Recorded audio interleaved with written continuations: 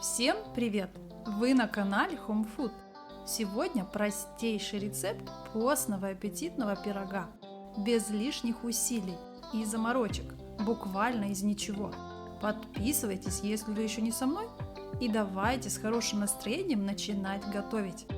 Вливаем в чашу 300 мл компота. У меня персиковый. Добавляем 150 грамм сахарного песка.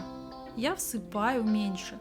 Всего 100 грамм, так как мой компот слишком сладкий. Туда же 90 мл растительного масла без запаха и треть чайной ложки соли. Смешиваем продукты при помощи венчика.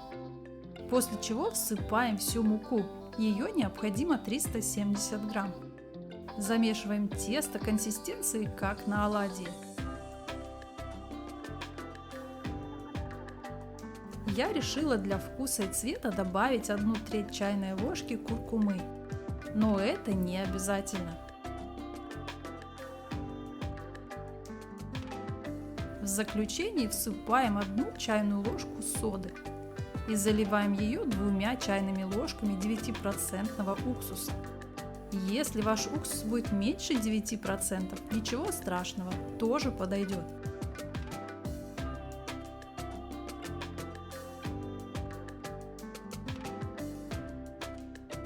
Тесто получается гладкое, однородное, без комочков.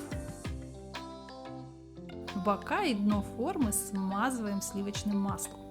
Моя форма в диаметре 18 см. Можно брать немного больше.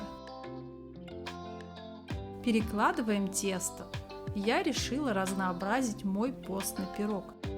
Делю тесто на 2 части. Нарезаю шайбами 1 средний банан и раскладываю по поверхности. Также поступаю с финиками. Понадобилось 6 штук.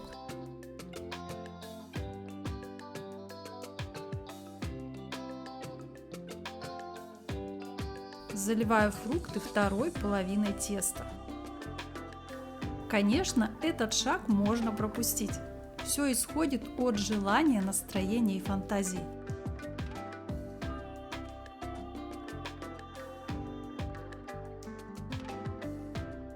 Равномерно распределяем тесто по форме и отправляем выпекаться в уже разогретую до 180 градусов духовку. По времени точно не могу сказать. В рецепте было указано 40 минут. Но, как видно, пирог не пропекся. Тесто на растительном масле тяжелое, и поэтому такая выпечка выпекается не меньше часа. Также зависит и от духовки. Мой постный пирог выпекался 1 час 10 минут. Обязательно проверяйте на готовность деревянной палочкой. Она должна выходить без остатков мокрого теста.